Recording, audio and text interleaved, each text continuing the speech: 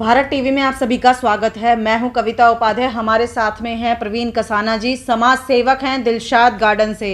Sir, 22 दिन बीत चुके हैं। किसानों के समर्थन में आप हमेशा से खड़े रहे। पिछली बार भी हमने चर्चा की थी, लेकिन अभी तक कोई समाधान नहीं निकला। क्या कहेंगे, क्यों नहीं लगातार बैठकों के बाद भी कोई समाधान निकल पा रहा?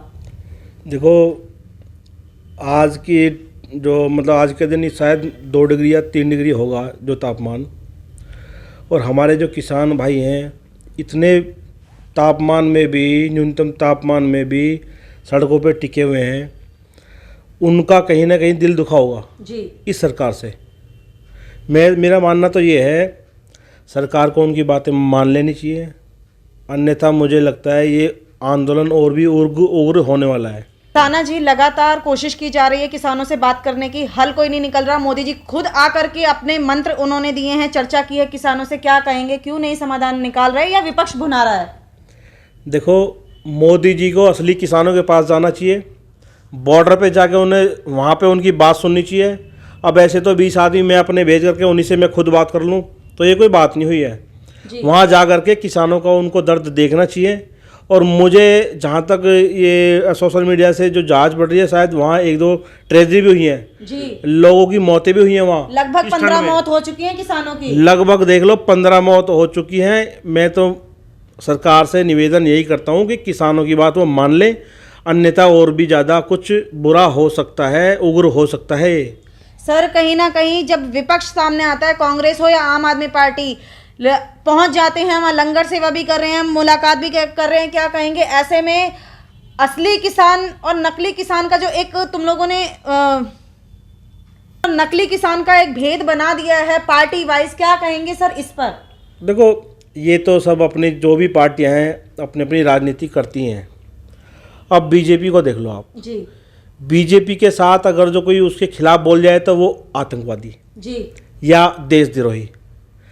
अब ये किसानों ने उनके खिलाफ मोर्चा जो खोला है तो वो देशद्रोही हो गए।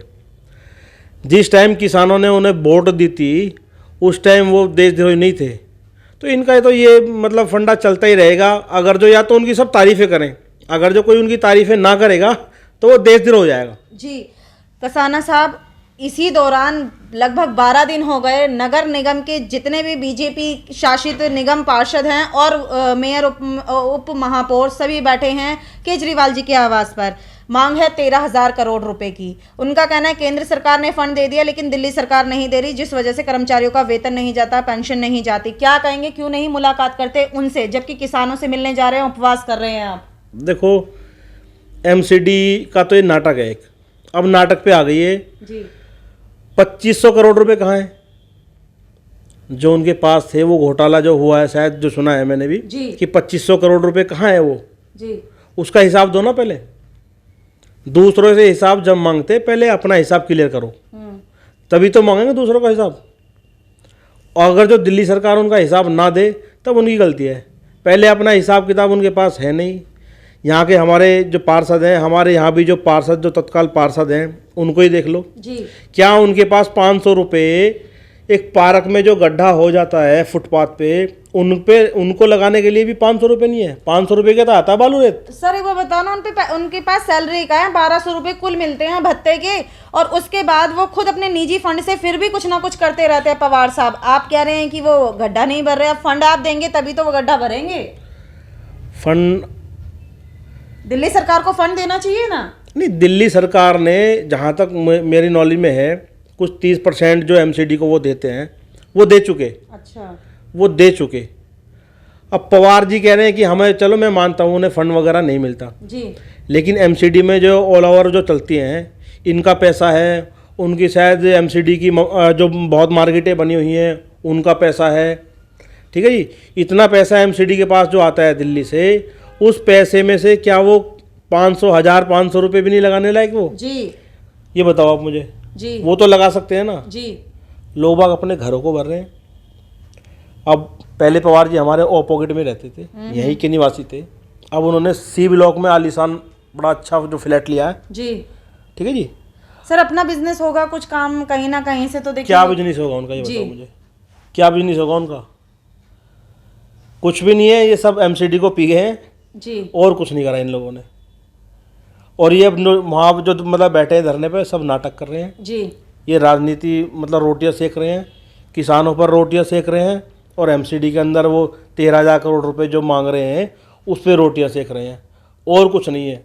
केजरीवाल जी के पास समय क्यों नहीं है उनसे मिलने का? कम से कम वार्तालाप तो करें। केंद्र सरकार और किसानों के बीच में वार्तालाप चल रही है, बैठ के चल रहे हैं। केजरीवाल जी क्यों नहीं मिलते? आप क्या कहेंगे सर? केजरीवाल, एक बार बताओ, केजरीवाल अगर जो दिल्ली सरकार पे इनका हिसाब किताब है तो उससे आराम से बैठ के करें ना। जब एक धरने से या उपवास से या किससे जो पैसे मिल जाएंगे क्या? केजरीवाल नहीं दे रहा, ऊपर तो मोदी जी बैठे, उनसे ले ले पैसे। जी भाई एमसीडी में तो बीजेपी की जो एमसीडी है राज्य सरकार से ले ले। सर राज्य, केंद्र राज्य को देगा, फिर राज्य सरकार एमसीडी को देगी। केंद्र से, जी केंद्र सरकार से ले ले। नहीं, देखो 30% होता है इनका एमसीडी का, जो राज्य सरकार जो देती है वो 30% एमसीडी को देती है जी, ताकि ब्लॉकों के जो अंदर जो टूट फूट होती है, पार्कों की रख रखाव होती है, वहाँ पे छोटे मोटे जो कार्य होते हैं उसका अधिकार सिर्फ एमसीडी और पार्षदों का ही होता है। मुझे भी यहाँ कितने साल हो गए रहते हो यहाँ पे, हालत देखो हमारे ब्लॉक की आप। क्या समस्या? आपके ब्लॉक बिल्कुल शानदार तो लगता है, पवार जी इतना काम करते हैं आपके ब्लॉक में, समस्या क्या है? मैं आपको वीडियो बना के दूंगा अपने रोडों की और इनकी।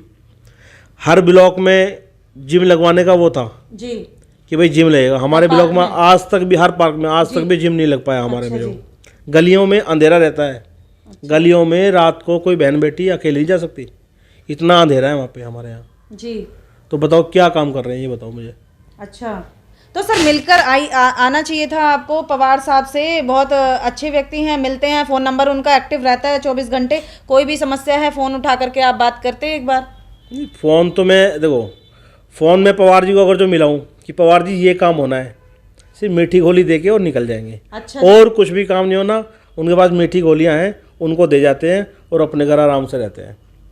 अब मैं देख रहा हूँ शायद वो धरना प्रदर्शन पे भी बैठे, कल ही बैठे हैं वो उपवास पर। कर्मचारियों के लिए, कर्मचारियों ने समर्थन दे दिया, टीचर्स ने समर्थन दे दिया, सारा समर्थन बीजेपी को जा रहा है। अब मुझे लगता है हमारे जो ये वार्ड के दिलसाद गार्डन के जितने भी आरडब्ल्यू अध्यक्ष हैं जी, उनको भी अपने पार्षद के खिलाफ उपवास पे बैठना चाहिए। ऐसा क्यों सर? आपने? ऐसा इसलिए है, जब वो अपनी मांगे मांग रहे हैं तो हम भी तो अपनी मांगे मांग सकते हैं। नहीं, बिल्कुल, हम आरडब्ल्यू के नाते उनसे जो काम कराएंगे, किससे कराएंगे काम? बिल्कुल सही बात है। हमारे जो पार्षद जी हैं पवार जी, उनका दायित्व बनता है कि अपने यहाँ पे जो भी हमारी समस्या है उनको दूर करें जी।